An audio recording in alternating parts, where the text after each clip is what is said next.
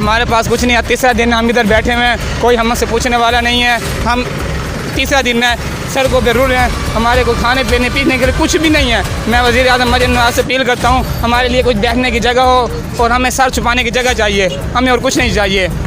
تیسرا دن ہے, ہمارے جانور اور ہمارے بھائی بہن سب ان سڑکوں پہ بیٹھے ہوئے ہیں, کوئی ہم سے مدد کرنے کے لیے تیار نہیں ہے. ہم مریم نواز سے اپیل کرتے ہیں کہ ہماری مدد کی جائے. اچھا یہ بتائیں, کھانا وغیرہ یا پانی کوئی چیز دی جا رہی ہے آپ کو, کوئی سہولت؟ کوئی سہولت نہیں دی جا رہی. ہم تیسرا دن ادھر سے بیٹھے ہیں, بچوں کو بٹھا کے جاتے ہیں, ہمیں کچھ ملتا نہیں ہے. بچوں کو ڈھونڈنا پڑتا ہے, سامان کو ڈھونڈنا پڑتا ہے. ہم سامان کی حفاظت کریں, کس کی حفاظت کریں, ہمیں کچھ بھی سمجھ نہیں آ رہا. ہم کیا کریں, کہاں پہ جائیں؟ یہ جانور وغیرہ, یہ جتنے بھی جانور ہیں یہ آپ کے ہیں؟